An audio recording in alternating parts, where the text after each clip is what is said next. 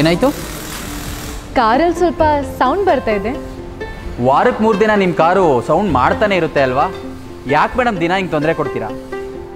ಈಗೇನು ಚೆಕ್ ಮಾಡ್ತೀರಾ ಇಲ್ವಾ?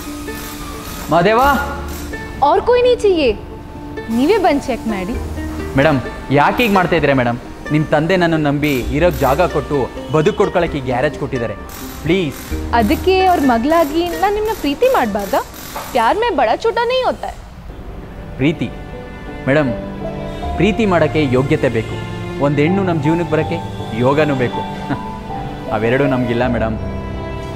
ನನಗೆ ಪ್ರೀತಿ ಮಾಡೋ ಯೋಗನೂ ಇಲ್ಲ, ನಿಮ್ಮನ್ನು ಪಡ್ಕೊಳ್ಳೋ ಯೋಗ್ಯತೆನೂ ಇಲ್ಲ. ನಿಮಗೆ ಆ ಯೋಗ ಯೋಗ್ಯತೆ ಇಲ್ಲದೆ ನಾನು ನಿಮ್ಮನ್ನ ದಿನ ಹುಡ್ಕೊಂಡು ಬರ್ತೀನಾ? ನಿಮಗೆ ಆ ಯೋಗನೂ ಇದೆ, ಯೋಗ್ಯತೆನೂ ಇದೆ. ಸುಮ್ಮನೆ ಬಂದು ಕಾರ್ ಚೆಕ್ ಮಾಡಿ.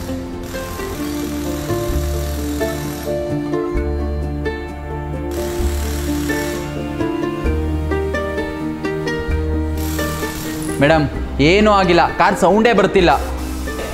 वो मुझे पता है, ನಾಳೆ ಮತ್ತೆ ಬರ್ತೀನಿ, ಚೆಕ್ ಮಾಡಿಕೊಡಿ.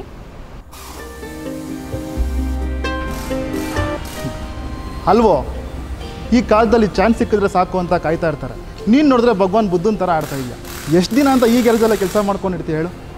ಮಗ, ನಾನು ಎಲ್ಲಿ ಹುಟ್ಟಿದ್ದು, ನಮ್ಮ ಅಪ್ಪ ಅಮ್ಮ ಯಾರು ಅಂತ ನನಗೆ ಗೊತ್ತೇ ಇಲ್ಲ. ಎಲ್ಲೋ ಅನಾಥಾಶ್ರಮದಲ್ಲಿ ಹುಟ್ಟಿದ್ದನ್ನು ಅವ್ರ ತಂದೆ ಕರ್ಕೊಬಂದು ಓದಿಸಿ ಸಾಕಿ ಮನೆ ಮಗನ ಥರ ಬೆಳೆಸಿದ್ದಾರೆ. ನೋಡು, ಈಗ ಈ ಜೀವನ ಕಟ್ಕೊಳ್ಳೋಕ್ಕೆ ಈ ಗ್ಯಾರೇಜ್ನೂ ಇಟ್ಕೊಟ್ಟಿದ್ದಾರೆ. ಅವ್ರ ಮಗಳು ನನಗೆ ದೇವತೆಗಿಂತ ಹೆಚ್ಚು ಕಣೋ. ಮಗ, ಈ ಥಿಯರಿ ಎಲ್ಲ ಓಕೆ ಕಣೋ. ನಂದು ಮೇಡಮ್ ಅವರು ನಿನ್ನ ತುಂಬ ಇಷ್ಟಪಡ್ತಾರೆ ಅನ್ಸುತ್ತೆ. ಮತ್ತು ನೀನು ಅವ್ರನ್ನ ಚಿಕ್ಕದ್ರಿಂದ ನೋಡಿದ್ಯಾ. ಎಷ್ಟು ದಿನ ಅಂತ ನಡ್ಕೊಂಡೇ ಓಡಾಡ್ತೀಯಾ? ಈ ಚಾನ್ಸ್ನ ಮಿಸ್ ಮಾಡ್ಕೋಬೇಡ ಮಗ. ಮಗ, ಚಾನ್ಸಾ? ಹುಡ್ತಾನೆ ಚಿನ್ನ ತೊಟ್ಲಲ್ಲಿ ಬೆಳೆದಿರೋ ಹುಡುಗಿಯವರು, ಅವ್ರ ಮನೇಲಿ ಕೆಲಸ ಮಾಡ್ಕೊಂಡು ಬೆಳೆದಿರೋ ಮಗ ನಾನು. ಎತ್ತಣ ಮಾಮರ ಎತ್ತಣ ಕೋಗಿಲೆ ಎಲ್ಲಿಯ ಸಂಬಂಧವಯ್ಯ ಅನ್ನೋ ಥರ ಅವರೆಲ್ಲಿ ನಾನೆಲ್ಲಿ.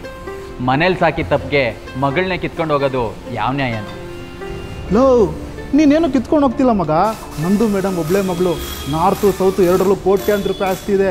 IIT ಬಾಂಬೆನಪ್ಪ. ಅದು ಅಲ್ಲದೆ ನಿನಗೋಸ್ಕರ ಕನ್ನಡ ಬೇರೆ ಕಲಿತಾವಳೆ.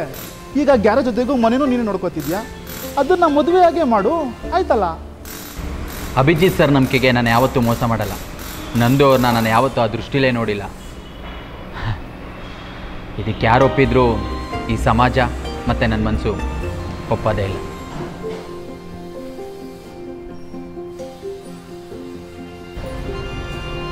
ಶಿವು, ಇವತ್ತು ನಿಜವಾಗ್ಲೂ ಕಾರಲ್ಲಿ ಏನೋ ಸೌಂಡ್ ಬರ್ತಿದೆ. ಅದಕ್ಕೆ ಇಲ್ಲದೆ ಇರೋದೆಲ್ಲನೂ ಬಯಸ್ಬಾರ್ದು ಅನ್ನೋದು.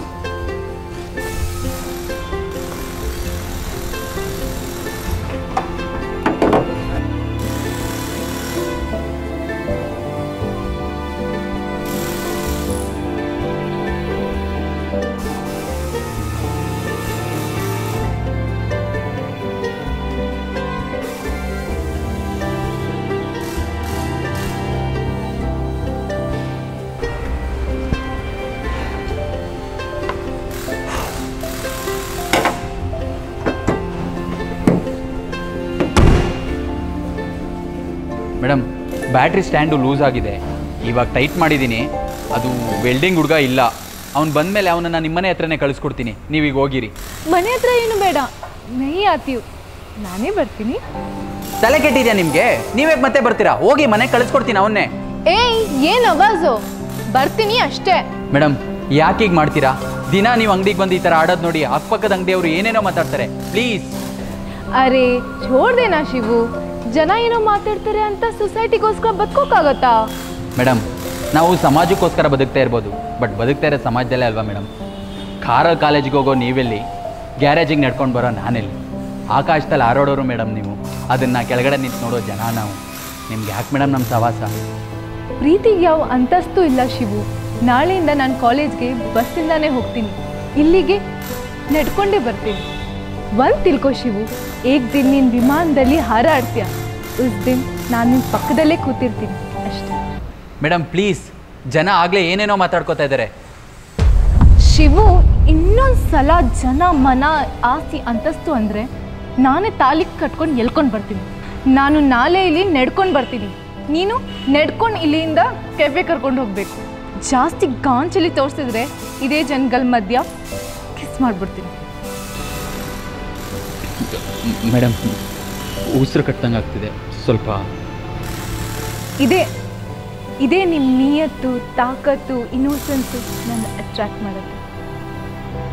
ಅಯ್ಯೋ, ಕಾಲೇಜ್ ಲೇಟ್ ಆಯಿತು, ನಾನು ನಾಳೆ ನಡ್ಕೊಂಡೇ ಬರ್ತೀನಿ. ಬಾಯ್.